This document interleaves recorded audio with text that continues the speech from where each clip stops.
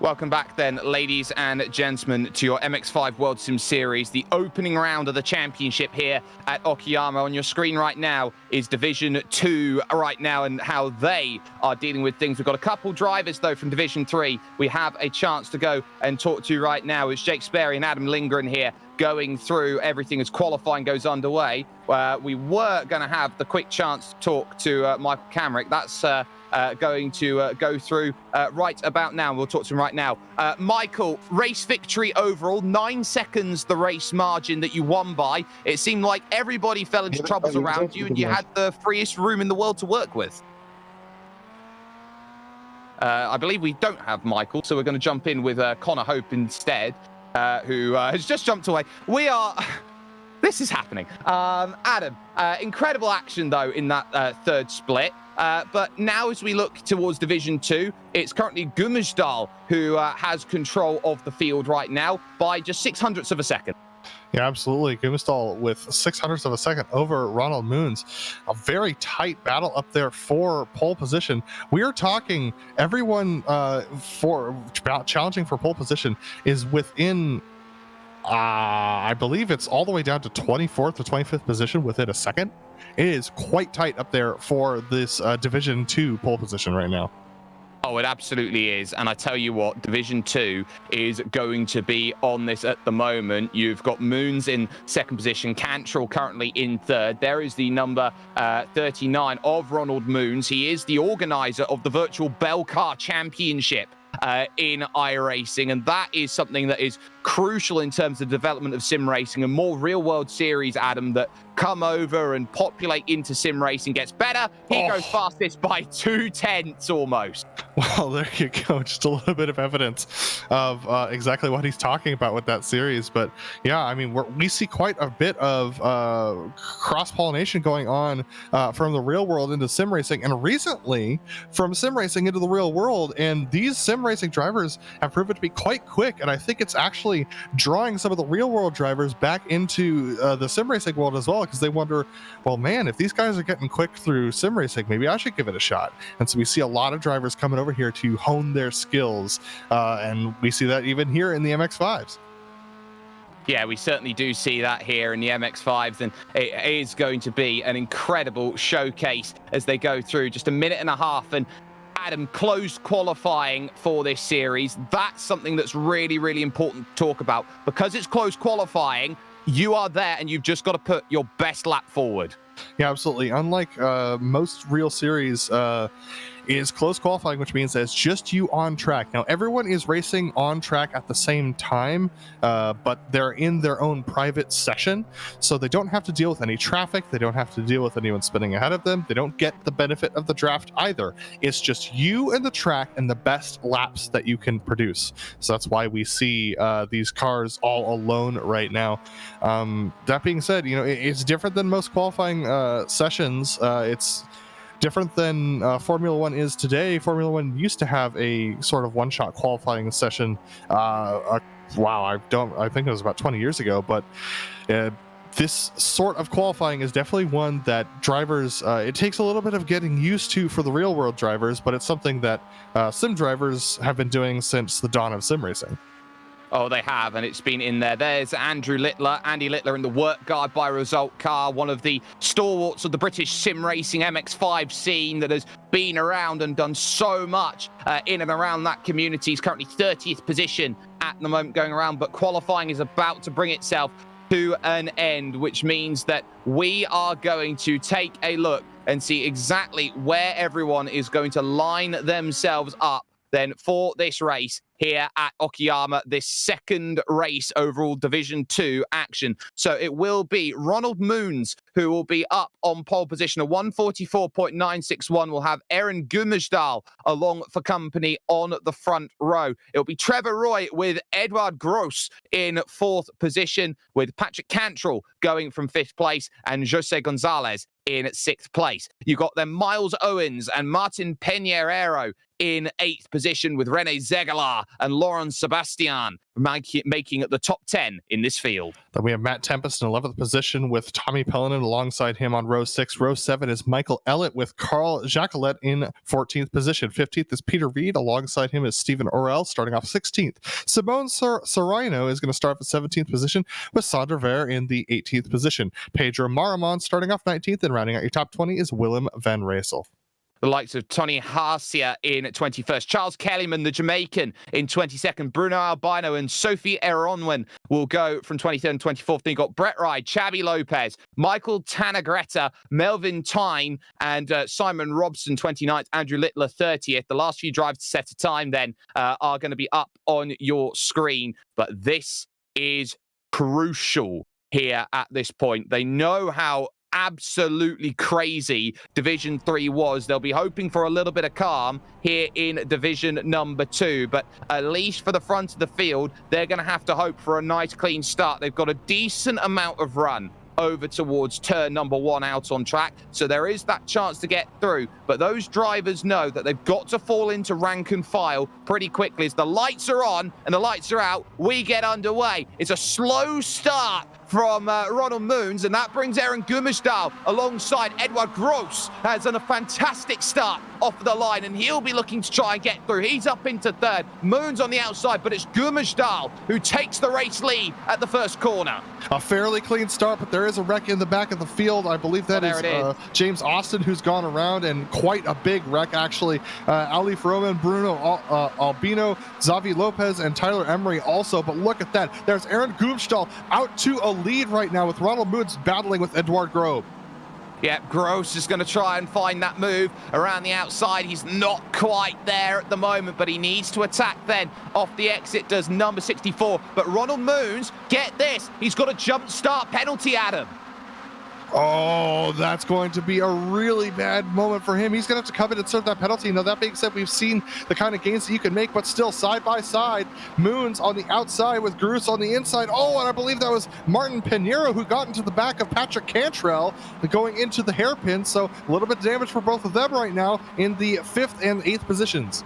Yeah, so there is damage aplenty to go through. The bonus points are exactly the same as Division 3, so just keep that in mind as these drivers go through for it. But now it's about drive and what you can do right now. Moons there in 3rd position with the jump start. You've got Trevor Roy in 4th position, Jose Gonzalez in 5th. They'll all be promoted behind, up an extra position. They go through the Hobbs corner leading to Mike Knight, then this penultimate corner, and right now Martin Pinheiro is in trouble. There comes the penalty to serve then from Ronald Moons. He'll have to dive down into the pits then and get it sorted, but well, that is 1 lap score complete. Again, 25 minutes worth of racing just to get in on the books, and Pinheiro will take another look then at the replay here off of the start. So it looked like he did have a jump, and it would have been a very slight jump there to go over and say, oops, I've got a penalty. Yeah, that must be very slight. Maybe he possibly rolled forward during the starting sequence, but here's the back of the pack where that incident happened. It was back here with Bruno Albino, Xavi Lopez, Tyler Emery. Just coming into the corner, there's the wreck up ahead of them, and it just ends up causing a little bit of a collision. Just one of the MX-5s turning in on the other, unfortunately, just didn't quite see it coming. But yeah, just a tough break for those drivers in the back of the field. Yeah, very tough, and we'll get another little look here on the straight, and this is how much you have to really be alert on the opening lap. You've got 30-odd MX-5s running in towards this opening corner, and one out breaks, gets in the grass trying to avoid everyone, and there's the concertina that effectively log jams the field. Absolutely. So as we come back live, the battle for P8 is absolutely intense right now between Tommy Pellenin, Michael Ellett, Matt Tepes, Pedro Maramon, Carl Jacobson, and Martin Pinheiro, who sends off René Ziegler. Yeah, Zegeler finds tyres then on the outside of the revolver, and he's desperately trying to get out of the barriers to get going again. He'll just about manage it then, but I wonder how much damage. That car's going to be very toast as that goes through. But drama then in that 8th place battle out on circuit. Now, we haven't really talked about how the points are scored here in this series, Adam, and it's very simple. For the amount of entries, the person who wins Division 1 gets maximum points, and it's 1 point increment down. So these drivers are racing about, I would say at this moment, for about 40 to 60 points at this stage. Absolutely. So these drivers really challenging one another, really pushing each other, trying to get the maximum out of this MX5. The MX5 known for being a car that you can throw around a little bit, but you do pay the penalty later on in the race if you do so. These tires do wear much like their real life counterparts, and you can actually end up getting a little loose towards the end of a session, and that can cause you trouble on corner exit. Now, the lead, we've had a big wreck as well. I believe that's Melville Tujin who's gone around. Yeah, Tyne's got himself in trouble. So for Melvin, he'll have to really work hard to get back through. He's now dropped down behind the likes of Xavi Lopez and Tyler Emery. So a long way to go for Melvin Tyne, but it is still absolutely crazy in a number of places in this field. Around Brett Ride is about to go through, but here's the race lead. Is Aaron Gummersdahl and Edward Gross out there racing for it. Gross on the outside, but it's going to be Gummersdahl who's got to get it done on a revolver. Two together, they both go around, trying to find a way through as Roy Gonzalez gets a massive tap of it as well. Gating into second now is Miles Owens. Trevor Roy comes out the best that was able to just avoid the spinning two cars up ahead of him. Miles Owens into second, Jose Gonzalez into third, Lawrence Sebastian and Patrick Cantrell trying to follow each other through, but Tommy Pellman side by side with Cantrell into the hairpins. Yeah, absolutely. So there's your leader. Roy leads this race. Then it is in second position now, Miles Owens. Jose Gonzalez got a hefty hit off the front. He'll be down on straight line in third position. Lauren Sebastian in fourth position now. Might be looking at a podium or maybe better. Look at the run he's going to get. This is damage versus no damage on the front stretch. Absolutely, but Lawrence Sebastian pulls out from behind. Now he's in clear air, whereas Jose Gonzalez had the draft, but Gonzalez realizes that he's a little slow in the straight line, lets Sebastian go. That was a lockup from Miles Owens in the second position. That's Trevor Roy, who's starting to streak away to 1.8 seconds up ahead of these guys. Once again, as I said in the last round, Division 3, these guys have got to work together a little bit to bring Roy back in. If they can do so, then they can really start duking it out with each other. They absolutely can. I'll tell you a drive to keep an eye out on in this race is the driver in 10th position right now, the 59 of Carl Jacquelet, as they fight too wide behind, or just in front of him right now. Michael Elliott finding himself on the wrong side of the train. Pedro Marimon trying to find the pass, but Jacquelet knows all about this style of racing and how long 20-25 minutes can be. He knows how to stay out of trouble in a race like this. But here is Michael Elliott trying to get back at Tommy Pellinan for position, the number 52. So late on the race. Oh, he's going to get it wrong. Can he thread the needle? No. Pellinan takes contact from Elliott. Absolutely. Pellinan still driving. A little bit of toe damage for Pellinan right now as he dives to the inside of Tempest as they go into Revolver. There you see Elliott. Oh, no. That's Tempest who goes around up ahead of them, gets into Carl Jacquelet, unfortunately. So now Tempest parked on the inside of the track. He's got to try and find his way around, but there's no way to do so. The racing line crosses right in front. He pulls out ahead of James Austin and fortunately makes it away. Yeah, makes it away and back into racing. There's been another spin. Jacquelet's gone around because he had the damage off of that massive hit, which would have affected the way his car worked. So Jacquelet, I'm sorry, the commentator's curse is on me. He drops way down the order now, and that's a real shame for him in this race as we got battling everywhere, including Sophie Eronwen, who is out there at the moment. She's got a really good race at the moment. She's fighting with Willem van Rassel for position. Absolutely. The number 57 trying to battle the number 53, but the number 48 tucked in behind. This is all the battle for 9th position between Van Rassel, Erwin, and Reed. Peter Reed tucked in with these guys as well, with these drivers as well, as we see Sophie taking a good line through turn 1. A better exit, going to look to the inside of Willem Van Rassel here. Van Rassel takes it deep into the corner, but is going to push a little bit wide. Sophie with a good run off the corner might have a challenge heading towards the next section. The Moss S then for Eronwen to make the move. She looks behind. Peter Reed is waiting in the wings, but on the outside of the outward curve. You got to get drive off the exit here. Van Rassel's always going to run wide, and this is the ultimate pick-your-pocket move from Sophie Eronwen. She'll have to drive down the entirety of this long straight leading to the hairpin.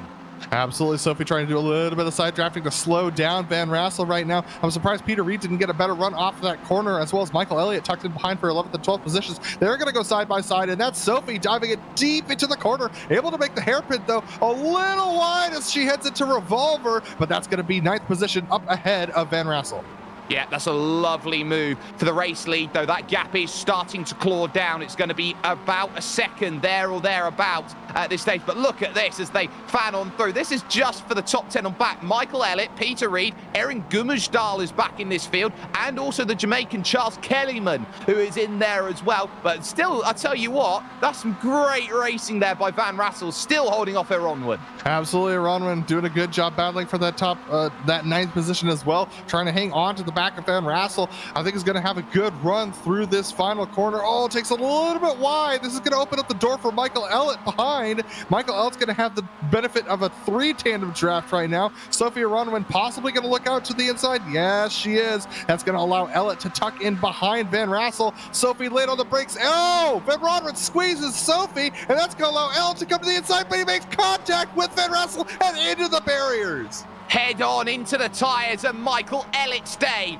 all but done with that hit. What a shame for him as he goes through. That's going to have to be a tow. No point waiting that long as they go forward. Look at this, though. We've got 3 wide through the S's. Oh, my goodness. Erin Gummersdahl looking every which way to get back into this race. Reed through. Van Rassel almost taking her onward out of this race with the very late brakes going forward, and Gummersdahl will take the place. It's all kicking off in the mid-pack. Absolutely. We're keeping our eyes on the lead gap as well. It's still at a second, so we still have time to look right here as we see Peter Reed beginning a little bump draft to Erin Gummersdahl right now. Gummersdahl trying to hold off the likes of Van Rassel, Peter Reed, Charles Kellyman as well as they all dive into the corner. Look at that. Peter Reed takes away the inside from Van Rassel. Oh, he does, and Van Rassel knows that he's on the wrong end of the train right now, knows Charles Kellyman's there behind watching it, but it's just going to have to be patience at this point. Oh, my goodness, Patrick Cantrell nearly had his race over by Pedro Maramon just then, as I just caught that out the corner of my eye, but that settles down. Let's go up to your leaders, Trevor Roy, Miles Owens, and Lauren Sebastian. They've been trading fastest laps for the last 5 minutes, Adam. Absolutely. Miles Owens and Lauren Sebastian doing a good job of doing a little bit of draft work for those two drivers to try and make it up to Trevor Roy. At the moment, it's not really giving them much gains the last couple of laps. It's been about 1.2 seconds, even though they're drafting right now. I think that's because Sebastian has fallen a little bit off the back, but now they're going to catch up to lap traffic. This is Andrew Littler, who's going to be the first one that they catch up to, and how Trevor Roy is able to navigate Littler is going to determine how much closer Owens and Sebastian can get. Andy Littler is one of the most respectful drivers when it comes to lap traffic, so I doubt that Trevor Roy is going to have any troubles there. Miles Owens slightly deep, though, at the Atwood curve. This is going to give Laurent Sebastian a really good chance to make the overtake, and he could, after starting in 10th position, really make some progress. By the way, your biggest mover and shaker at this moment is James Austin. He is up 21 places. He currently has the hard charger bonus points at this moment. To the outside goes Sebastian at the brilliant hairpin corner, but because he's on the outside track, couldn't quite pivot it back in, and as such, Miles Owens has the easiest defense job in the world. In the battle for ninth, it was 3 wide into the hairpin. Unfortunately, Peter Reed gets pushed wide, and Sophie Eronwyn also. Peter Reed and Sophie Eronwyn got tangled up together. Peter Reed pushed wide. He's now stuck on the outside of the track. He's going to back up and make sure not to make contact with anyone. Yeah, there is Eronwyn, and real troubles they go through. 3 wide into the hairpin is always difficult, but Eronwyn will lose a couple positions. She was up as high as 9th position there over that last lap, so she's got a little bit more work to do here in this race as things stand. But some incredible action out there at the moment, and every single position matters, and that's trouble for one of the SD14 cars that's out there, and another car then spinning around then over on the inside in Lewis Benny and field. Yeah, that was Lewis Benny and Sarah Ware, I believe, who ended up getting together. Yep, Sandavara, of course, then, who's the person who actually put all of this together, then getting in trouble. So Sander not having the best of days out there at the moment. But at least for the time being, they get themselves back going. And this is Laurent Sebastian's behind 3rd, 2nd, and now first your leader, Trevor Roy, who's on screen. So that gap is now 9/10 of a second, and you really start to feel how the draft comes into play. And I tell you who's still in this group right now, Jose Gonzalez. He's done so well to stay within range of these drivers in the lead. Yeah, Gonzalez still within range, just a little bit outside of that benefit of the massive draft. It's within a second where you get the most draft. Look at this. Laurent Sebastian making a nice run through that hairpin, able to gain a lot of time on Owens, who's now fallen about that. He lost about 5/10 through that sector, through about half a second off the back of Roy, just through that turn alone. So has to gain it back through the revolver section, now into the next set of hairpins. This is where you can gain or lose a bunch of time if you're not careful. Yeah, he just outbroke himself through that section. While that happened, though, Pedro Marimon has found a way through on Patrick Cantrell, and that puts him up into 5th position. And there off is the 09, is the one of the cars out there in a lot of trouble. That's Simone Sarino in trouble there for Furious Racing, and that would be why, because Ronald Moon's around. Moon's in another incident, trying to get itself solved, but can't quite get it turned around. This is actually separate than the incident that we saw. Moon's just gotten to the back of Michael Tarangretta, unfortunately, through revolver, and kind of caused his own incident there.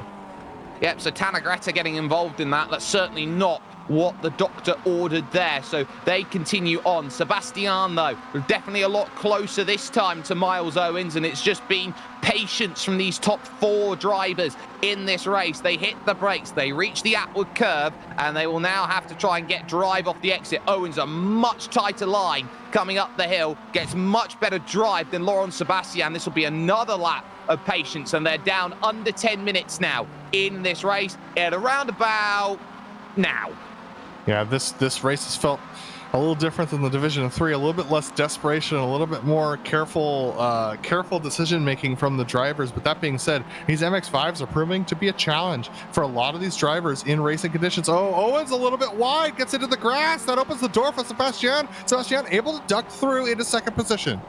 Cookies, that's how easy it goes. You take 2 tyres in the grass, heading to the revolver. We saw a spin in Division 3 that way. I tell you what, Miles Owens did so well to correct the slide. He's still coming back, though, coming up through these very important corners. At the Redmond corner, couldn't quite get there at Hobbs. It's going to be a case of, nope, you're going to have to be patient once again. Not much that you can really argue about that. Stays in 2nd, but because they're battling it out, Trevor Roy's just been given the golden ticket. The gap now up over 2 seconds. Exactly. Now it comes down to Owens and Gonzalez to decide, do you want 2nd or do you want to win? Because if you want to win, you're going to have to communicate to Sebastian that you don't want to fight, that you want to tow up to Roy. There's still time to get there. And if they work together, they can claw their way up there and be battling for the lead instead of runner-up.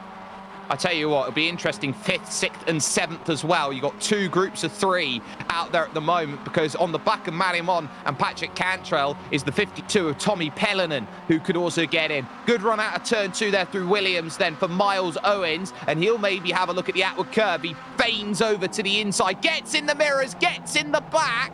But crucially, they'll keep in position. But here comes Jose Gonzalez now with the move right up to the outside. He had to check the run slightly. And that's another 5/10. That's another half a second that Sebastian lost on Roy because of that contact. Roy is well and truly gone at this point. It's now this battle for 2nd position.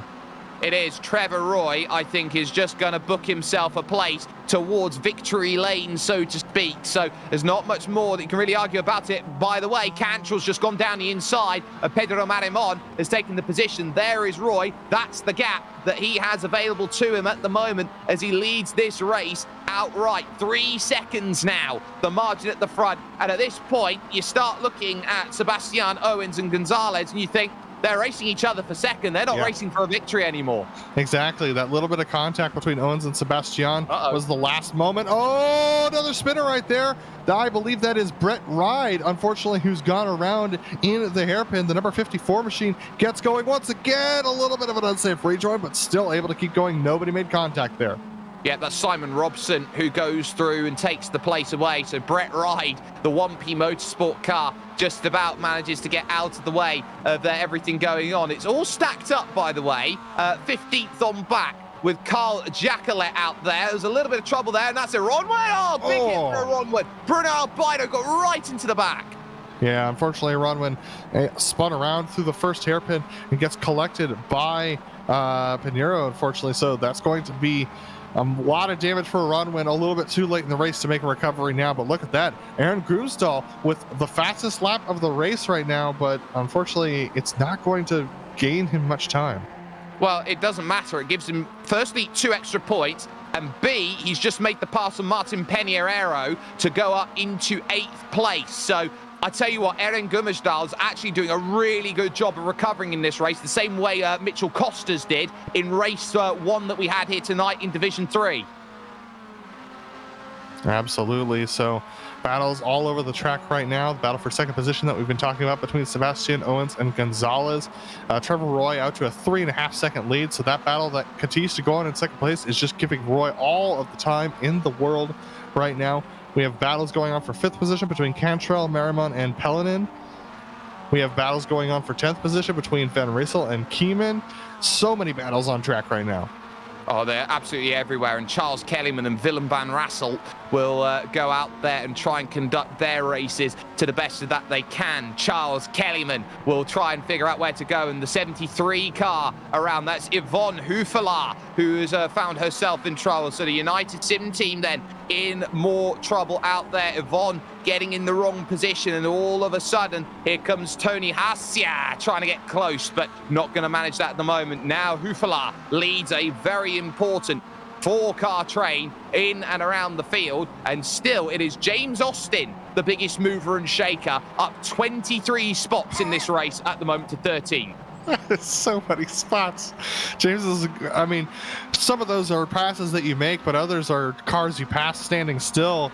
James has got to feel pretty good about himself at this point, and he's got to be thinking, man, if I can just make it to the finish line, that's going to feel like a pretty good day.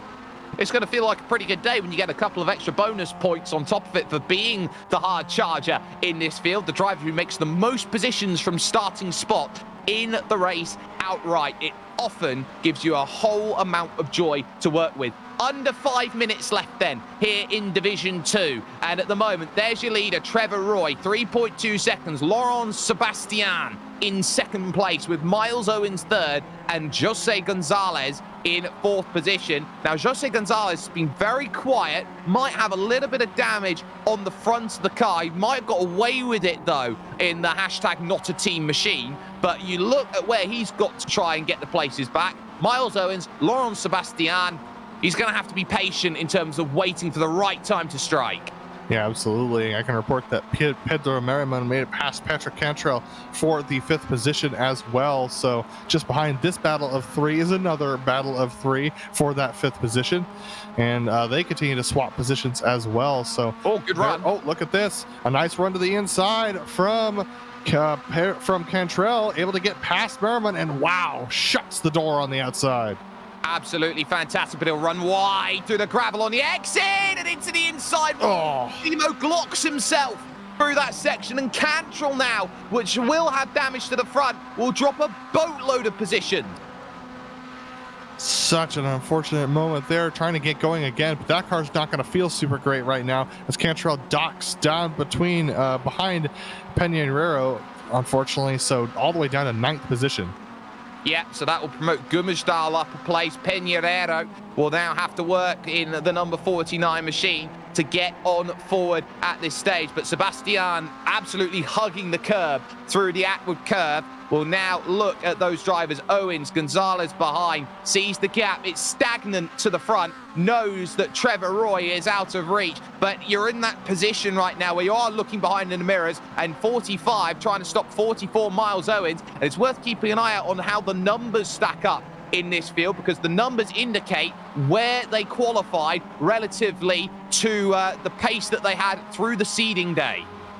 Absolutely. And you know, another thing that's interesting is, remember that Gummersdal started off this race with a decent lead and then had that early wreck, and now is back up to 7th position. So yet another leader who has spun, recovered, and made their way back up into the top 10. So it seems like that tends to be a trend. I wonder whether we'll see in Division 1. I wonder if we will as well, but we've got so many amazing drivers in Division 1. It is a who's who when you get up there of drivers who race the MX5, so you definitely want to stay for that. But at least for the moment, Eren Gummersdal actually does have some help in front, because Tommy Pellinen and Pedro Marimon are racing for position in front, and the gap is 2.5 seconds, and it is closing down. It's actually down now to 1.8, 1.7 at this stage. So I think Gummersdal can get on the back of this inside the final 2 laps of this race. Oh, could be actually the final lap of this race. Is very close. It's a very close moment there. Look at that close battle between Merriman and Pellenin as they're going through the couple of corners right now, through the first couple of corners, and Pellenin trying to challenge Merriman right now as Gonzalez, Owens, and Sebastian are up ahead. Looks like that's Alif Imran who's gone around in the final corner, and who's that with him? That's Tanner Greta. So the 75 and Alif Imran, they're the 65 in trouble, so that's going to drop them. They were up 17 places respectively. Big lunges there at turn 1 as Peter Reed gets by Hufala. Serino then will deal with Harsia just behind as well. This is fantastic for 16th on the penultimate lap of this race. I absolutely love the fact that you can battle with everyone everywhere on this track. It doesn't matter what position it's for. It feels like you're battling for the lead every single time. Look at this. Sereno looking to the inside. Hufalar trying to cover off that inside line. Sereno sticks the nose in, can't quite do anything with it, has to back out. That's going to give a nice run for Harsia behind. But here comes Hufalar up the inside on the grass. It's side by side, a little bit of side drafting there from Peter Reed on Huflar. Great moves going on. Absolutely fantastic. The white flag will come out for Trevor Roy this time by as he crosses with about 20 seconds to go. Hufala making Ryan Hunter-Reay jealous with that overtake. 2 tyres in the grass, making that one all nice, heading to the revolver. 2nd, 3rd and 4th still to be decided then in this race as Laurent Sebastian holds at bay Miles Owens. And how do you find the move if you're number 44 on number 45? I'm thinking more about how you find the move if you're number 55 or number 45. I'm thinking of Jose Gonzalez, Jose Gonzalez, and how Jose's going to try and make this move, because Jose's a little bit too far back right now. If I'm Miles Owens, I'm thinking about an inside move up to the inside of the hairpin here, but you know that Sebastian's going to try and outbreak you there or try and cover off the line. So a good run from Owens here, right on the rear bumper. Look at this, Sebastian over to the right side, not even going to open the door for that move. No, he's going to have to go the high road. He's going to have to go the road well traveled to make this pass is Miles Owens. And on that outside, does he have the momentum? He's slightly later on the brakes. He tries to shut the door on the outside. Sebastian was there, though, and put his toe in the door. Now, as they come to the revolver, shuts it again. And just like that, Sebastian holds for the moment. 4 corners remain in their race. And Jose Gonzalez now starts to wake up to the sense that he could maybe take a podium away from Miles Owens at this stage. How late on the brakes do you want to go if you're Miles Owens? He almost makes contact to the back of Laurent Sebastian, but he's not going to quite get there at this moment. Flying around the right, there is the car in front of Trevor Roy, who has just Mike Knight and the last corner to deal with then. It's not going to be close enough for Jose Gonzalez. He'll have a look for the inside, he won't get there. Trevor Roy drives away from the rest of them and wins at Okayama.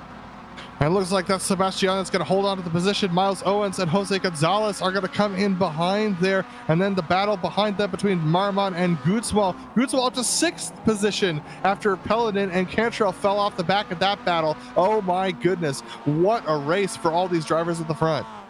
What a race. Something happened to Tommy Pellenin then on the final couple laps of this race, and they will race all throughout the field to get to the checkered flag. Everywhere you look, there's a battle. 4-car battle still going through. We've been keeping an eye on the Serino group with Harsia and Yvonne Hufala, who's in there as well. Looks like Hufala's going to hold place. Peter Reed's just going to drive away. Biggest gainer will be James Austin at the line, so he gets 2 extra points. Gumejdal will take 2 points for the fastest lap bonus. And then, of course, victory. You do get yourself a little bonus for winning the race outright in this field on top of everything that is there. And look at these brilliant battles that go all the way to the end. An extra 3 points you get for the race win, and that was close at the line. Yeah, that was between Alif Imran and Ronald Moons. Moons coming home in 21st from pole today because of that starting infringement. Well, we're going to step away for just one moment here with the Global Sim Racing Channel. We'll get results of what comes up after this amazing action. In fact, we'll get results now here to go through. So let's get confirmation then of exactly how it went through. Number 40, Trevor Roy, would pick up the victory. 26 minutes, 35 seconds, and he wins by a margin of 2.2 over Laurent Sebastian. Then going forward, Miles Owens and Jose Gonzalez would be third and fourth, holding close, with Pedro Marimon in fifth, ahead of Eren Gummersdal, who made a really, really good recovery in that race. Tommy Pellinan would finish seventh, ahead of Patrick Cantrell in eighth position, with Martin Peñarero in ninth, and Willem van Rassel here, Adam, rounding the top 10. Charles Kellerman comes home in 11th, with Matt Tempest in 12th. James Austin coming home in 13th position, ahead of Melvin Tujan. Then we've got Luis Suarez, who finishes in the 15th position, with Peter Reed in 16th. Yvonne Huvelaar in that close battle with Simone Serrano, and Tony Harcia finishing in the 17th, 18th, and 19th positions, with Alif Imran finishing in the top 20. Over the page then to 21st position, Ronald Moons had a really horrible day from pole position. 21st in the end with Chabi Lopez and Michael Tanagretta. Carl Jacquelet then is 24th, with Bruno Albino 25th, and Edward Gross in 26th position. Brett Ride, Sophie Eronwen, Sandavara, and Stephen Orrell would make the top 30. And then you got drivers a lap down retirees: Rennie Zegler, Michael Ellett, Andrew Littler, Tyler Emery, Simon Robson, and Lewis Benny finding themselves in trouble over the course of this race. We are going to step aside very, very briefly. We'll be back with Division 1 action after this.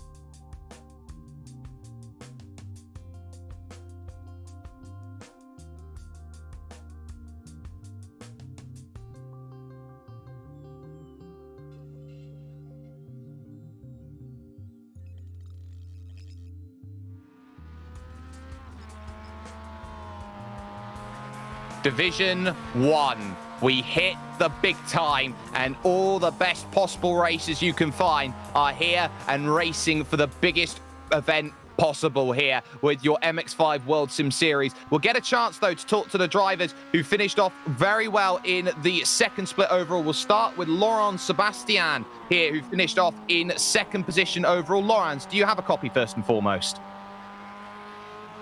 Can you hear me? Be loud and clear. Laurent, second position there. That was hard fought between yourself and Miles Owens. Just talk us through the battle you had to get to that position from 10th on the grid. Yeah, first of all, I never expected to be at the second place because Okayama really isn't my kind of track. It's kind of long. I really prefer short and fast tracks. But yeah, it was luckily for me, some accidents happened in front of me, so I was able to gain some places. But yeah, and yeah, on the road, yeah, what happened? I don't know. It happened so fast. I was so nervous. My heart beat at 180. So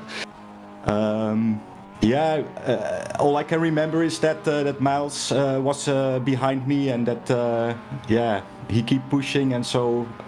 For my feeling, I was defending all the time, and I wasn't able to catch. I forgot his name. I'm sorry. The Trevor. first drive. Yeah, Trevor. I wasn't able to get him, but congratulations to him. It was a nice race, and I'm really happy to be second. Well, I'm sure you'll enjoy that, and we'll let you get on with things. Laurent Sebastian there joining us. Second position overall. And very quickly, Adam, you've got a chance to catch up with Miles Owens. Yeah, Miles, a fantastic drive today for you as well. Talk to me about your race at Division 2. That was a great drive. Yeah, I managed to avoid the accident. I kept pushing, trying to catch P1, and I made one mistake, and Lawrence behind me capitalized, and I just couldn't pass him. He did a great job, but I really enjoyed the battle. Yeah, absolutely. And these MX5s are such an interesting car to drive. They definitely have a strong draft. They definitely have a lot of passing potential throughout. The size of the circuit can really kind of not overwhelm these cars, but really provide good racing. What are your thoughts, and how has it been getting under these cars and really getting to battle with these vehicles? Well, I don't usually drive with the baseline setup, so it's like driving a brand new car. It's really understeery, and it's trying to get used to the setup. But I managed to find a little bit of pace in the race. But who don't love the Mazdas? It's brilliant racing.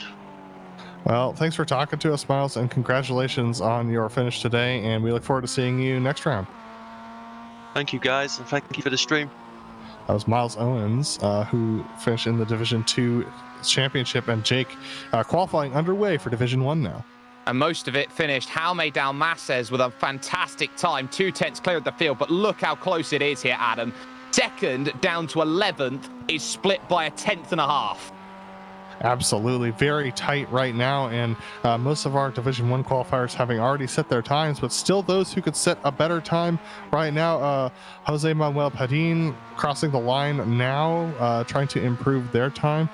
We're looking at a couple of other drivers who are trying to improve their times as well, but my goodness, very, very tight in Division 1, and that's something that was not really a surprise. We need to talk points now, because the points actually ratchet up at this stage of it. So a race win, you get an extra 10 bonus points if you win the race. Pole position, which is Jaume Dalmases is at the moment, that's an extra 5 bonus points that's there, and it's 5 bonus points for fastest lap. Still 2 points for the hardest charger in this field. But there were also seeding day points for the top 20 in seeding day. And the 20 points went to car number 1 because they're ordered by seeding day results, Marcelo Peñan for SRC Movano Corsa. So he's got the most points. He got 20 points from that. And it's worth talking about this as well, Adam. Sonny Kanchin, who is there in 9th position, was allowed entry into the series with a late qualifying, but was not allowed to score seeding day points. Absolutely. Very stacked field here in the MX5s today, but we're going to head to the grid. We absolutely are, and it is Jaume Dalmases on pole position. We'll have the 5-star car of Jason Cooper alongside for company. Fernando Antoli and Marcelo Peñan will be on row number 3, row 2, sorry, with Vladislav Shopov and Morgan Burkhardt 5th and 6th. Andres Prieto will go from 7th with Pablo GoPro Lopez for Team Fordzilla in 8th position. Sonny Kanchin, the legend, is 9th, and it's Ade Koba for Obsidian rounding the top 10. And then we've got Pablo Espes in the 11th position. Alongside him is Adam Delmont, Lars Fischer in 13th, with Roni Matiniemi starting off in the 14th position. Enzo Sampaio starting off in 15th, with Oscar Pujares in the 16th position. Edwino Pulci is going to start off at 17th, with Jameson Sampaio in 18th. Joel Singleton starting off in the 19th position, with Adam McNally rounding out your top 20. Ishmael Lamela will go 21st with Ari Haro. Jose Manuel Padin will go 23rd along with Felipe Senna. Then you've got Caleb Patry, Jordan Svetanov, Osman Aslan Sert, and Adise Adams Jr. in 28th. Patrick Borst and Nicholas Risaputo will round out the top 30. And over the page quickly, we've got Josue Lopez, Nathan Nicholson, Tom Daly, Martin Sampson, Ewan Bremer, Stefan Alderding, Tero Tilas, Cali Cavisto, and then Christian Hinge are making up the 39 drivers then for this race. It is star-studded at the front of this field. Any one of the top 20 has a legitimate chance every week of winning this race. And this, for 25 minutes, may just be the greatest stacked field of MX5 sim racing we have seen in many a year. It's Jaume Dalmases who is on the front, but you've got so many people in there that can get things all sorted. Lights on, lights out. We're racing here from Okayama. It's a good start by Jaume Dalmases, even better by Fernando Antoli from the second row of the grid, and will challenge Jason Cooper into the first corner. Cooper will fight it every stage of the way as they go through, and Dalmases is off the road, and that will mean it's side by side for the race lead. Immediately there's trouble, and now Cooper on the outside. It's Antoli who leads.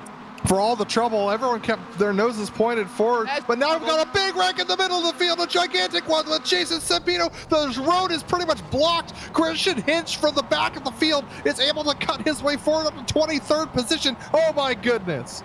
I have not seen a dozen Mazdas like that, looking like they're ready for the scrapyard immediately. Turn 2 is off camber. You expect it to filter out, but there's not much room there. But already then, for the race lead, it goes on again, because Fernando Antoli still having to defend from Jason Cooper. Peñan is there, Shopov, Burkhardt, Ade Kobas make great progress off the start. Keep an eye on Sonny Kanchin in this race too, as they go into the hairpin for the first time. And it's ultimately the top 50. Oh. Kanchin's been turned.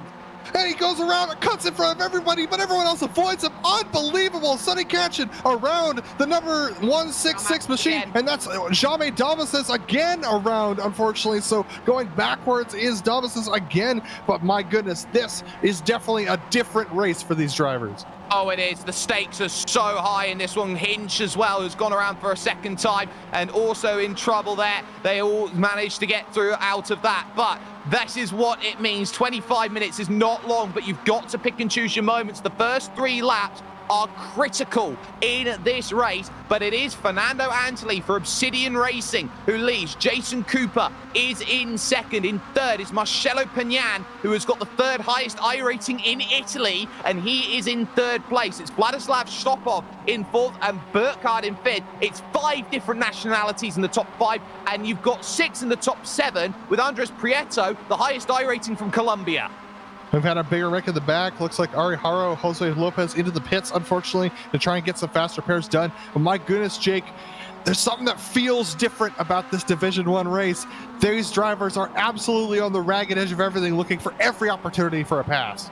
They absolutely are. Keep an eye out on number 4 as well. But here's Jason Cooper getting a really nice run then. Immediately defensive to the inside goes Fernando Antoli, and Cooper will have to pick and choose his moment here where he wants to try and make this move. The train will stack all the way back to Oscar Pajadas, who is in 13th position. It's lucky for some at this moment. No real changes of movement then. On the outside is Morgan Burkhardt, who's trying to steal away through on Vladislav Shopov, and he'll get that sorted down at the revolver. Oh, no, round. That's Marcelo Peñan who's gone.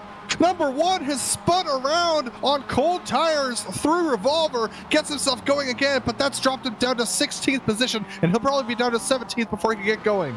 Oh, and it's chaos in the middle of the field now, and all GoPros make contact with Prieto. So Prieto had a little bit of contact as well. We're looking down further back, though, at the field, just getting back going again. This is Patrick Borst and Michele Pignan now, but there is the Team Fordzilla car of Pablo GoPro Lopez. And you want to say, how strong is this field? Well, Pablo GoPro Lopez here, Adam.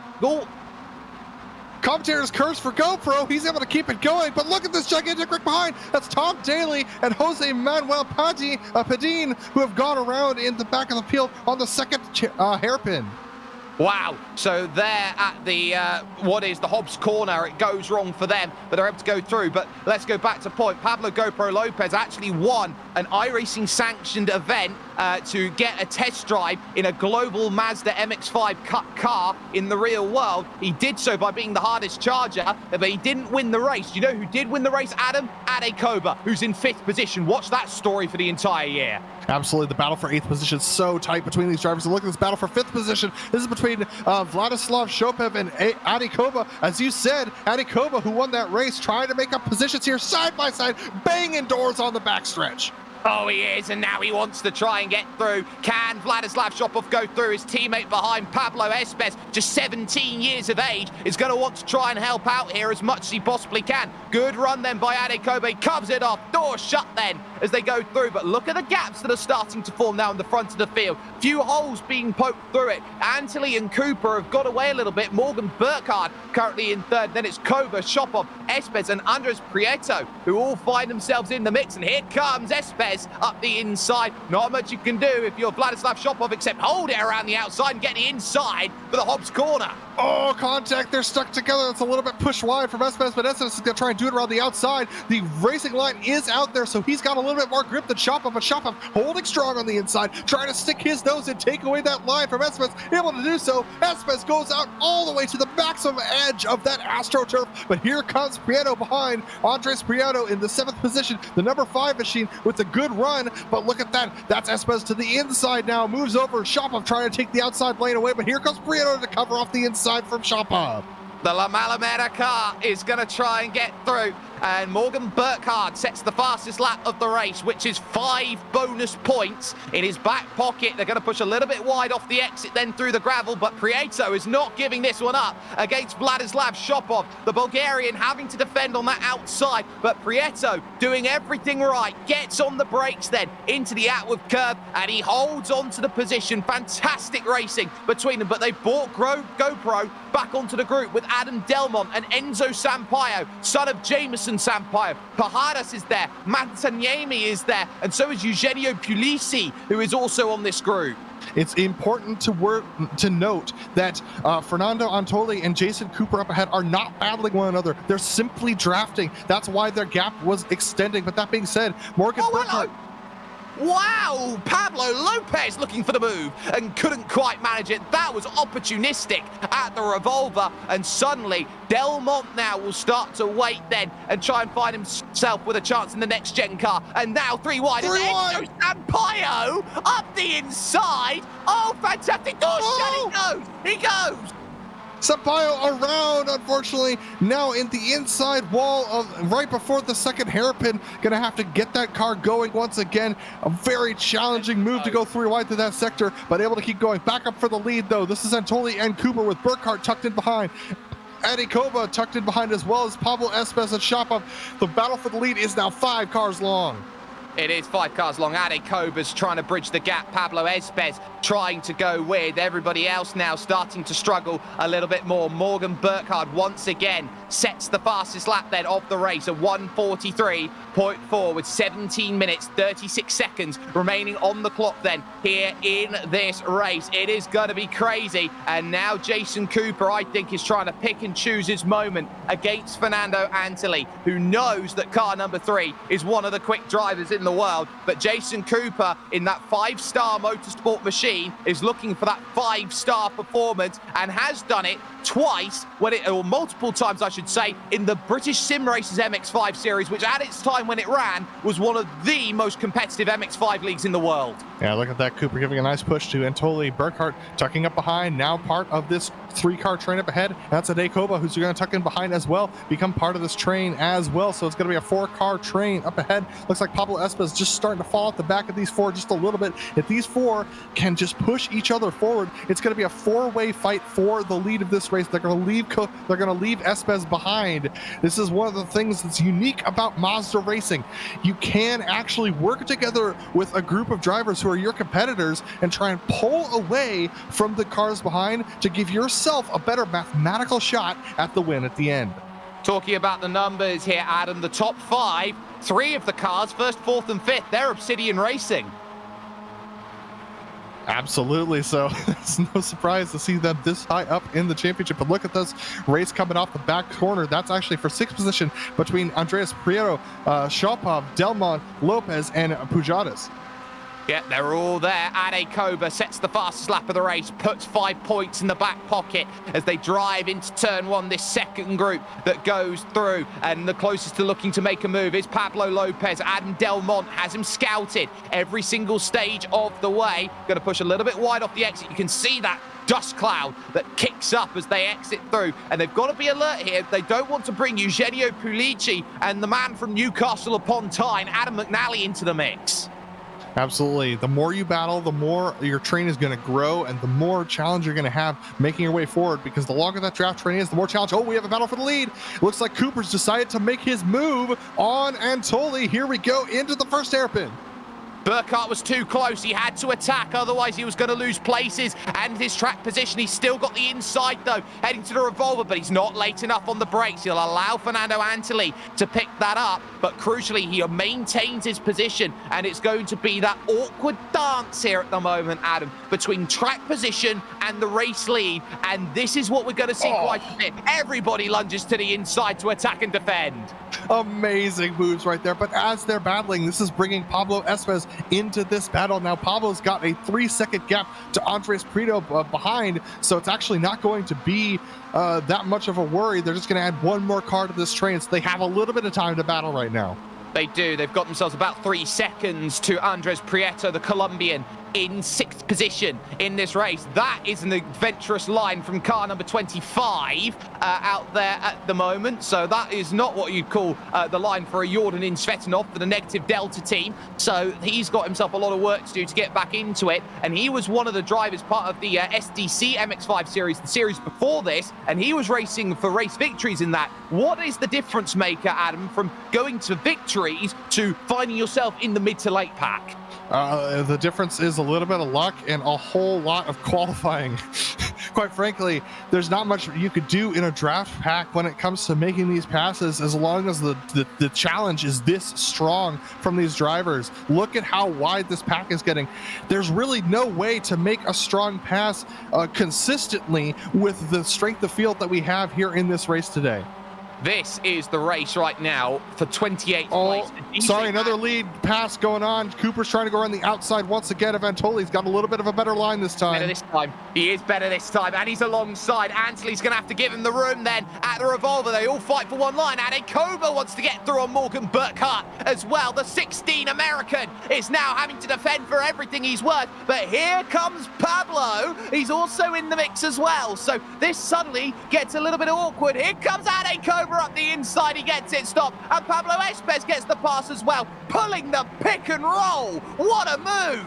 Fantastic move from Koba to just dive in there, just to kind of make a little bit of a slide job there on Burkhardt. Look at that Espas, not much room there, but look at this Antoli right on the back of Cooper, trying to push Cooper along at this point, and this has got to sort out between the 3 drivers behind, Koba, Espas, and Burkhardt. Otherwise, they're going to drop off the back of Antoli and Cooper.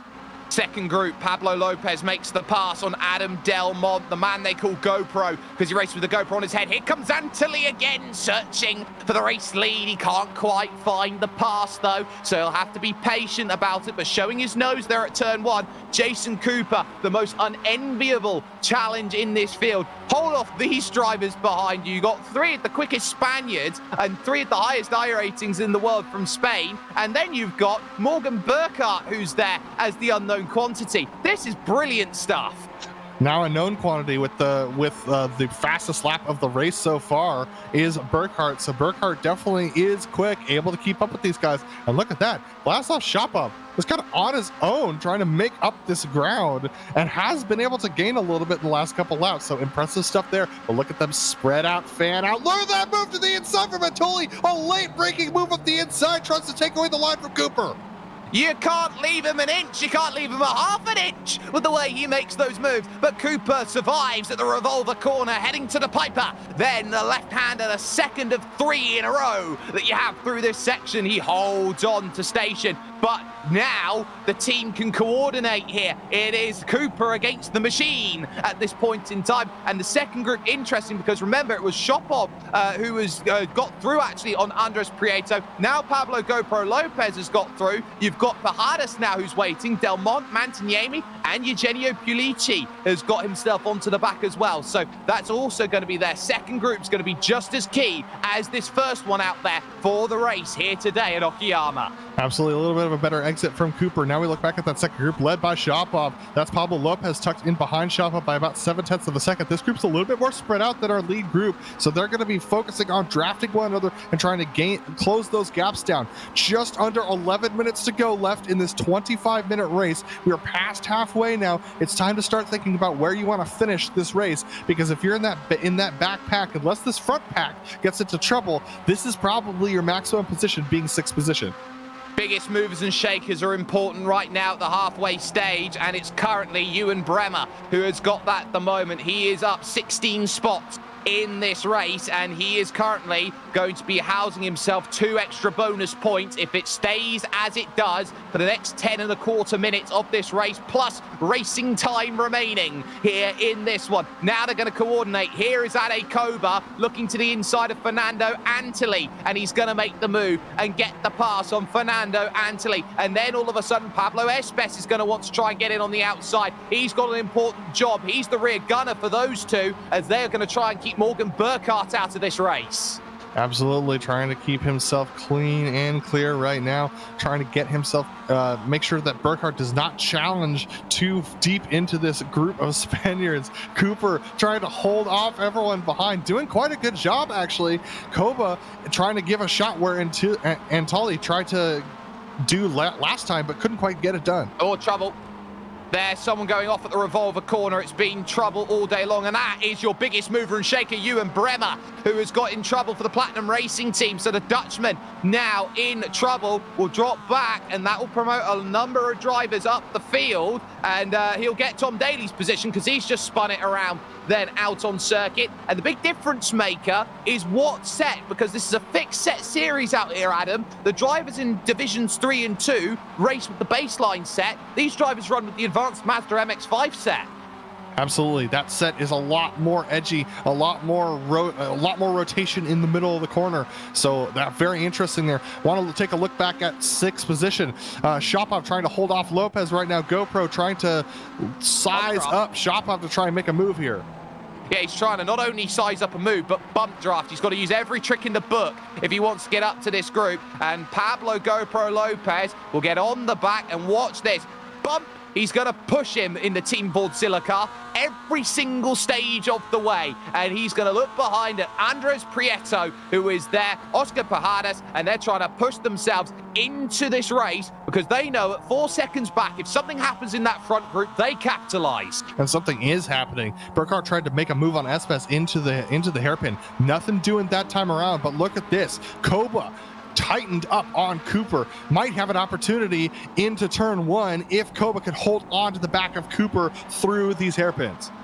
Jason Cooper wants to find passes. Jason Cooper wants to find ways to win, but he knows that he wants to find himself at the front. And Fernando Antoli, Ade Koba, Pablo Espes, the three Obsidian machines are going to be there, inquisitive, trying to find the overtakes that are needed. Every lap ticked off for Jason Cooper is another lap close to the end of this race, and that's what he's counting on right now at the front of this field, that he doesn't have to fight too hard right now, but later he's going to have to put on his best blocking boots. Absolutely. Koba not making the move this time around, possibly thinking about a move into the next hairpin that's like about 5 corners away. But interestingly enough, I was looking at Antoli and Espes. Espes was deciding whether or not to try and go too wide with Antoli, probably because just in case Burkhart made a challenge, but Burkhart was a little bit too far back that time around. So here we go, up the back stretch one more time. Looks like Shapev has lost the position to Lopez. Lopez making an inside move, and look at this side-by-side between Shapev and Prieto. Prieto, then the Colombian, trying to find a move, and he's got the draft on the inside from Pablo Lopez, but he realizes all of a sudden that he moves over slightly. He's going to lose that place. It's going to get very, very interesting at this point, and for the race lead, because here comes Ade Cobra around the outside, trying to get it done. Cooper's got it covered. Too wide, too deep as they enter the revolver. All of these are left-handers. More advantage for Cobra through here in this left. Cooper's got to hold on that outside. He does, but he's still on the wrong side of the road, because up comes Redmond Corner, which is still Ade Cobra's corner here as they go through. And behind that as well, you've got behind Espes through on Antoli. Here comes Burkhart. Right, gloves off with 6:10 on the clock. Absolutely, gloves off. It is side-by-side all the way down. And look at that, Cooper able to hang on to that position under the strong assault from Koba. Koba, who is alongside Cooper from the hairpin all the way through the penultimate corners. Cooper able to hang on to that. Espes now up to third position. Let's see what he could do. Is Koba going to let Espes go by and give it a shot at Cooper? While that's happened, Vladislav Shopov has just spun the car, and he's way down the order now. So Shopov now finds himself dropping down the order. It's all kicking off now here at Okayama. The MX5 World Sim Series is seeing some elite driving here around at this point, and it's number 9, Jason Cooper, who holds control of things at the moment. They are racing for 10 extra bonus points for the race victory. But here comes Ade Cobra at the outward curve. He will look up to the inside, and he will say, "That's mine." And look at this, he's got teammates who can help push him through. So Cooper is going to be alone as all of the Spaniards are going to line up nose to tail. This is such a good strategy from them to get into a trade. It's 3-on-1. Cooper doesn't really have a shot except for a late braking maneuver. Well, he'll try it anyway in the 5-star motorsport machine. He'll go around the outside, but finally, it's Ade Cobra. Door-to-door contact between Cobra and Pablo Espes in third position. Espes has got nothing, and suddenly behind in 5th position, now into 4th, will go Morgan Burkhart around the outside of Fernando Antoli. Great stuff. What a move from Burkhart to make it around the outside of Antoli through revolver. That's such a gutsy move. Bro. And there's the move. GoPro Lopez lets Andres Prieto go through, but Prieto's outbroke himself. That brings Oscar Pajadas then, another Spaniard into the mix, and Adam Delmont then in the next-gen car waits with Ronnie Mataniemi. There goes Pajadas into Delmont. Mataniemi gets out of the way of it. Then as they go through, that brings Eugenio Pulici in. So it's still side-by-side between Pujadas and Mataniemi as they're still going through the final corners. Oh, Mataniemi trying to hold on to it, trying to keep it off of Pujadas, but they're losing so much speed, so much time. Pulici's going to try and have to make a move here. He absolutely is, and he's getting the toe available from Ronnie Mataniemi. So Mataniemi on the brakes, but look at Pajadas around the outside. He's going to hold it every stage of the way. The inside at turn 2 is so vital because it is off camber here at Williams Corner as they go through, but still on the outside line, Mataniemi will hold, and they'll continue too wide. 3.5 minutes remaining. Every position is worth the point. And in game theory, each point, each time you get there means so much more value. Look at that again from Pajadas. Absolutely, but Mataniemi with the inside line is going to come out of the corner ahead, and still side by side now is Pulici with Pujadas. And look at this, the draft just being forced to stay in line with Mataniemi. Such a challenging moment here. Who's going to come out ahead through the hairpin? Who's going to come out ahead? And it's Pajadas. Oh, look at that around the outside. Can he get it stopped, though? No. It's going to lose one. It's going to lose two going through because Eugenio Pulici is going to find the pass that puts up the next place. So brilliant work between them at the moment, and they continue on just a little bit. Oh, no, off. That's Pulici. Pulici gets forced off wide by Pagnan, unfortunately, so now with major right side damage, that's going to take him out of the picture. It is, and that brings McNally through. Singleton goes through. Shopov goes through. Brilliant stuff. Over, though, to the front of the field. They've got 2 laps to go here at Okayama, the season opener here for the MX5 World Sim Series. And Ade Koba, with the race lead, knows that number 9, Jason Cooper, is going to want to have something to say about this race at the front. Morgan Burkhart is going to try and get into this one as well. But at the moment, it is a 5-star performance at the front of the field from Jason Cooper. He knows he's got to try and find the pass on Ade Koba, though. And Ade, we know, is just that good. Cooper very much alone in this battle. He's got a teammate ahead and 2 teammates behind. He's really, well, actually, it's a one-on-one here. But look at this. Espes up the inside tries to take that away from Cooper. Cooper now stuck on the outside. And look at Koba trying to tell his teammate along by staying as far to the right as possible. This is brilliant stuff from Obsidian. They're playing the team game fantastically. Here comes Pablo Espes on the brakes. They're looking for second. And can he find the pass? He's got himself 2/3 of the way there, but Cooper's still got the nose. He'll look then to try and get it around the inside of the revolver. He's not got it clear. This is big in terms of this race. And crucially, he gets through. But what's the cost? Oh! It extends. There it goes. And teammates collide as now Espes is off and spun. Antolin caught the most of that. And through now will go the second train. So Burkhart's through, Cooper's through. That leaves Koba alone up front with the 2 challengers coming to the final lap of this race as Pujadas has also gone around trying to recover. This is so dramatic coming into the final lap. Koba coming around the final corner for the white flag. This time around, he's going to have to hold off Cooper. Burkhart might be a little bit too far back, but Cooper definitely in line, and he's not even going to take the toe. He's going to take the straight line speed.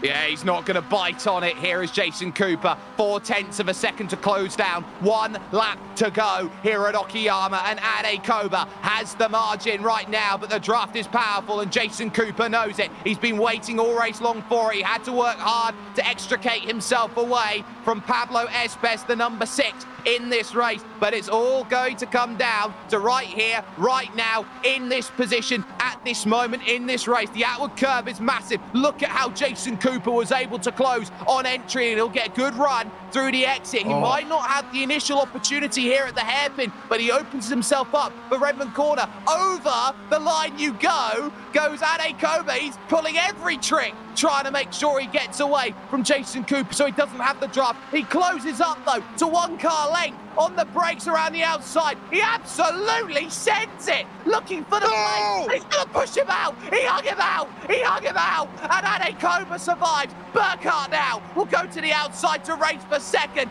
Those are the fine margins that racing gives. And Jason Cooper holds on to it as Burkhart slides. Unbelievable racing here at the final stage of this race. It's still on for a top 5 behind GoPro Lopez, Os Prieto, Delmont and Espes, as Espes now looks for a move to the inside and will take the position away from Delmont. But coming with 2 corners to go to this race as Delmont tries to come back and won't quite get there. Ade Koba did what he must, and he was ruthless today at Okayama as he wins a sensational sim race. Wow!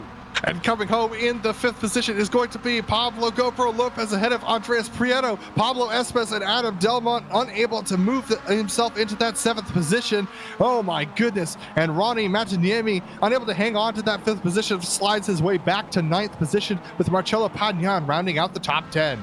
What a race. And I tell you what, up and down the order, everyone has had to work so hard for the points they have available. It's still not over. One of the 1P cars there, that's Tom Daly, who's still trying to race with Jose Manuel Padin for position. Odise Adams is hoping something happens between those two. It won't as they round the final corner, and that was good racing from them. But the biggest gainer I put at the moment is Nicholas Riceputo, who's up 15 spots when it gets close over the line there. and there'll be dramas between those, but I believe it is going to be Puto who is going to take the hard charge of points. But an incredible race that has got itself going, and I tell you what, this has been everything and more that we want the World Sim Series to be. We're going to step aside for one moment here with the Global Sim Racing Channel. Post-race coverage of the World Sim Series from Okayama will come to you after this. Good morning, everyone. I'm going to ride around the world. I'm Mick Claridge, and I'm going to ride around the world on my bike. My son, he gave me advice at the start of this ride, and he looked at me and just said, "Dad, don't be a moron." Let me do my animal signal to gain their respect.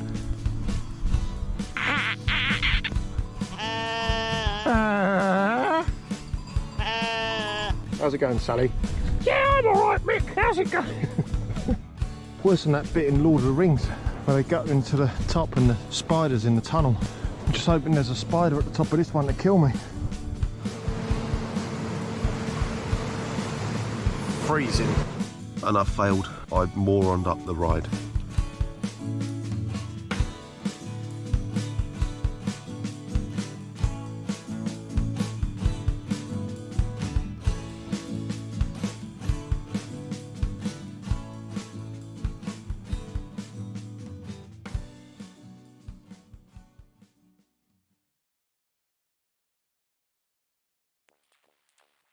I tell you what, you don't get many better sim races like this, and what an inception of the MX5 World Sim Series. You couldn't ask for anything better at the top. The driver who started in 10th position on the grid has come away with the race victory. It's Ade Koba getting it done in 26 minutes and 12 seconds, and he wins by 9/10 of a second with a brutal move on the final lap with Jason Cooper, hanging him out to dry and taking the victory over the 5-star motorsport driver. Morgan Burkhardt will finish off in third ahead of Fernando Antli, who would end up fourth, and the man they call GoPro, Pablo Lopez, in 5th place. Andres Prieto would end up in 6th ahead of Pablo Espes and Adam Delmont in 8th place, with Ronnie Mantignemi finishing in 9th and Marcelo Peñan having an early spin, Adam, but able to recover for a top 10.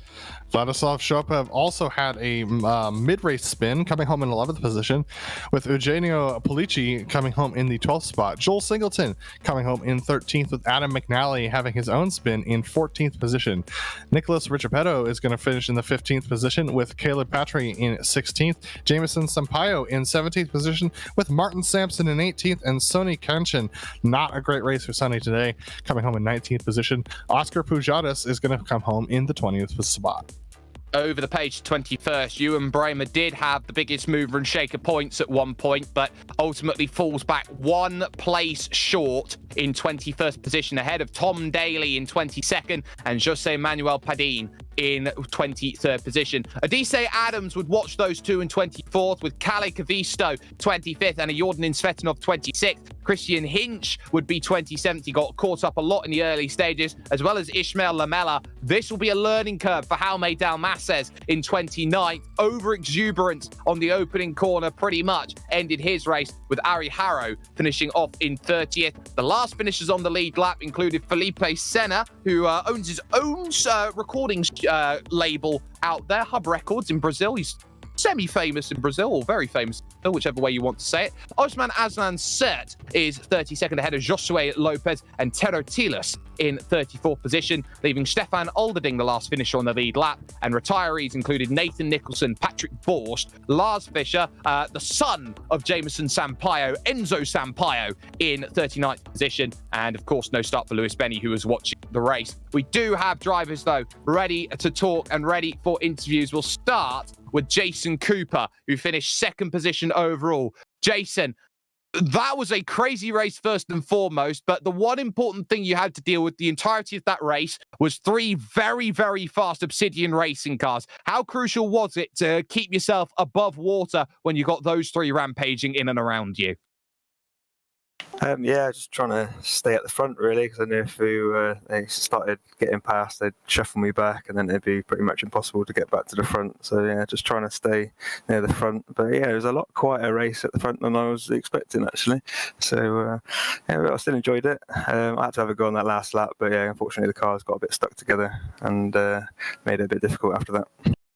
Well, it made it slightly difficult, but you know, you're racing in a series like this. You've got so many talented drivers when it comes to an MX5. When it comes to signing up for a series like this and you see the quality and the caliber of the field in the MX5, is this the sort of thing where you look at the officials and go, I might get this once or twice in a season in an official, but I get this every month here with the World Sim Series? Yeah, I don't think I've ever done an MX5 race with this many quick people in it. So yeah, it's really exciting. I'm really looking forward to it.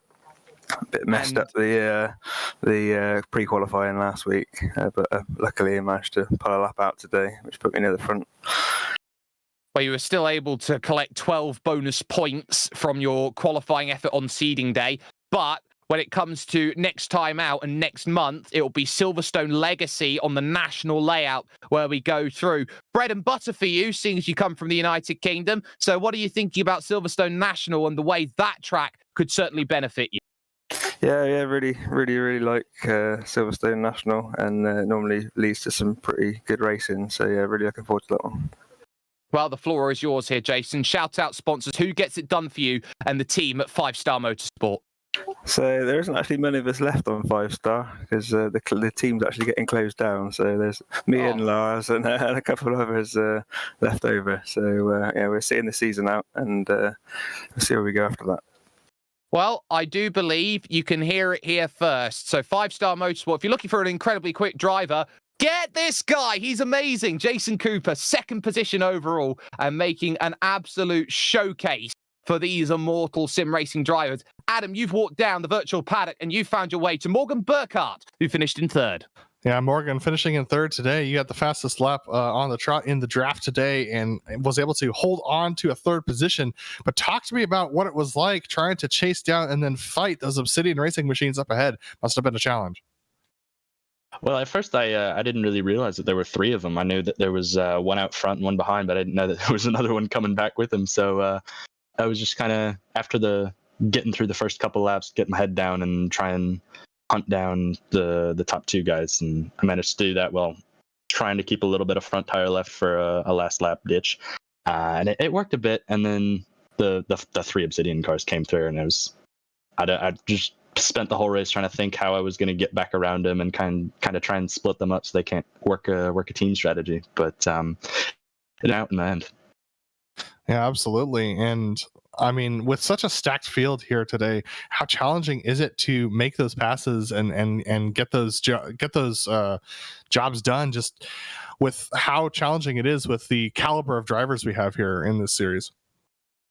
Oh, it's very difficult because in a race like this, mistakes really can't be made, or big mistakes anyway. The little mistakes, they're okay, but you're not going to really gain anything. So it's difficult to pull off a move as everybody's really fast and everybody has really good racecraft skills. So you kind of either they have to make a mistake or you kind of got to get lucky and try and poke. And it's really quite difficult to A, keep up, and then B, race them. Well, from a circuit with 3 hairpins to a circuit with 2 hairpins and a lot of sweepers, we go to Silverstone Legacy next time around. What are your thoughts headed into that round, and how is that different for the MX5s than Okayama? Well, it's a bit faster, I think, through some of the corners. There's more sweeping corners instead of twiddly little switchback hairpins. So it'll suit it a little bit differently. I think there's going to be a lot more side-by-side action, especially through the hairpins. But I think I've only driven it once, and that was about a year ago in a Jetta. So it'll be a steepish learning curve before then. Well, you may have a learning curve to do then, but you came home with the bronze medal today. Is there anyone you want to thank before we let you go? I'd like to thank the whole Delta Sport team with Caleb, Nick, and Nathan. Didn't go quite their way today, but we'll be back for next round. And yeah, Brian Vorse with Delta Sport and Major's Garage for helping me out. That was Morgan Burkhardt, who finished in 3rd position today. And Jake, I believe you've caught up with someone who might own this amazing series. I certainly do. I wasn't meant to Burkhardt back in this, but what I can certainly do is bring Sander Vara into the conversation here. Sander, one race or 3 races down, whichever way you want to look at it, the quality of field up in that top race was simply staggering. When you look at what you wanted to achieve with this series, creating a global series like this, you couldn't have asked for anything better than this for an opening round. No. I don't think there is a league like this in the MX5 world. And my objective was a little bit last summer. I thought I was always doing the Sunday Drivers Club, which was a fantastic cup, but a club racing. And I thought there's so many good MX5 leagues around, and there's also some with very high level, like the Big C, for example, and the BSR MX5 Cup. But these guys should all come together in some series. So I thought of this format, and it is for the first race. I think it's a real success. The race that we just saw in Division 1 was just breathtaking, I think, and that the level of these drivers is enormous. And it's just great to see them battle it out on track. Of course, it was also great to have the other divisions, everyone battling on their own levels. Some maybe who maybe did not achieve so much on the seeding day, and they actually had a bit of better pace. So in Division 3, actually, there were some pretty quick drivers also.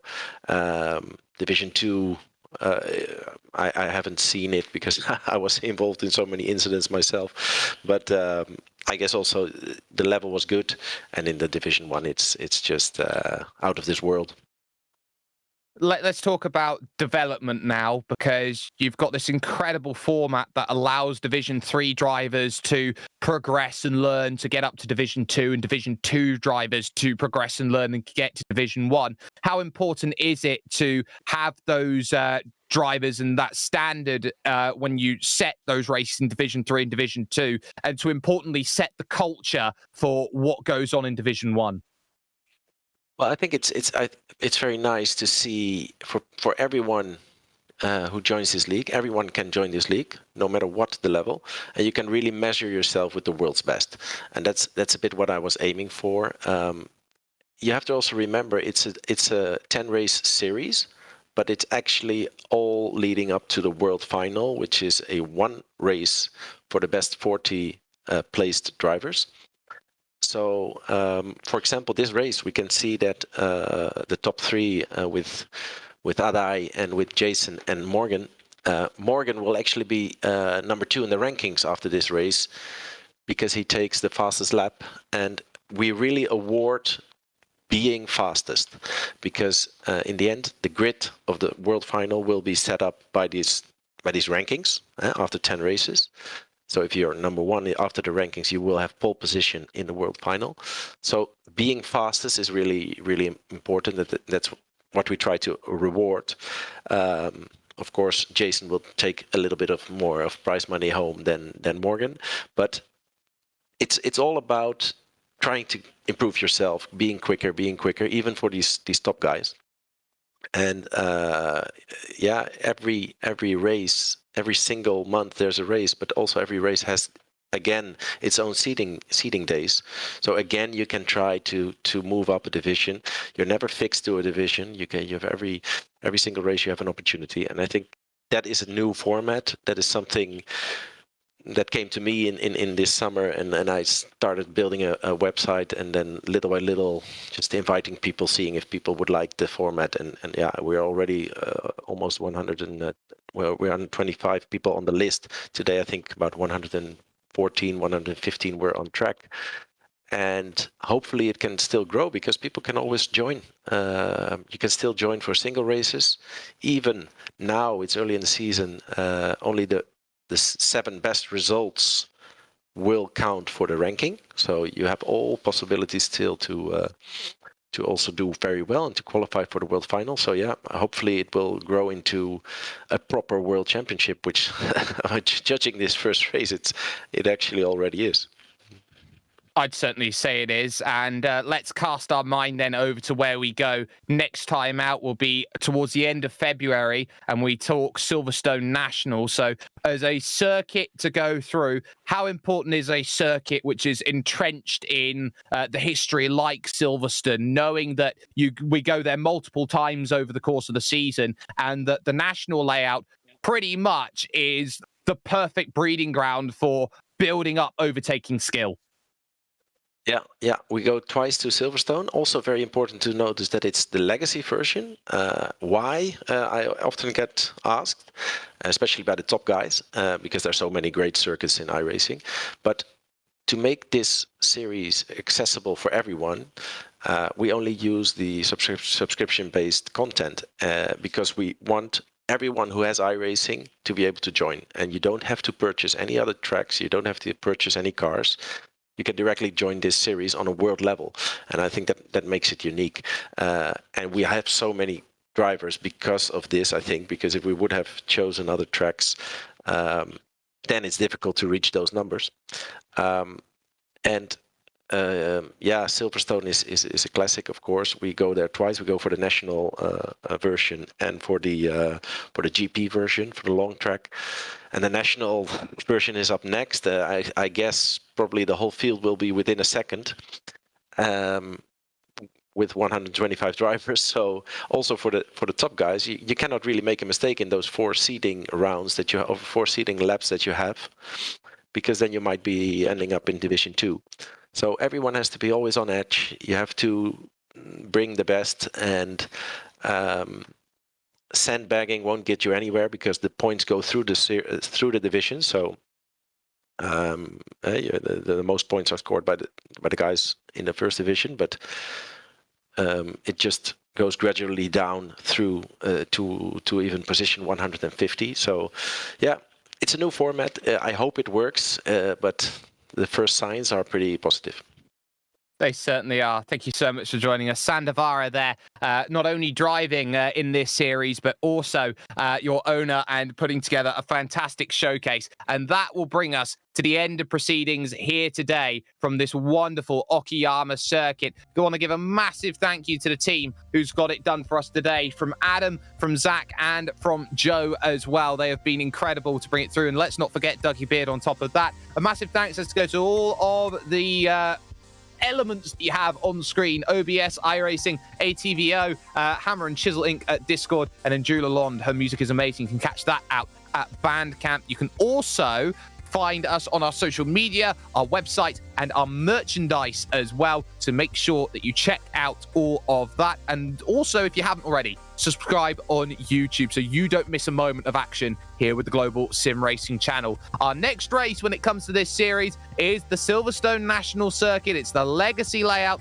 and it'll be on February 26th, once again at 3:55 p.m. Eastern, and it will be 8:55 p.m. GMT for that one. So make sure you jump in and get ready to watch some incredible sim racing action. In terms of what's next for us, though, at Global Sim Racing Channel, it is the Porsche Owners Club Round 3. Rudskogen will be there 11 p.m. Eastern. But until next time, race clean, race hard, and we'll see you on the track.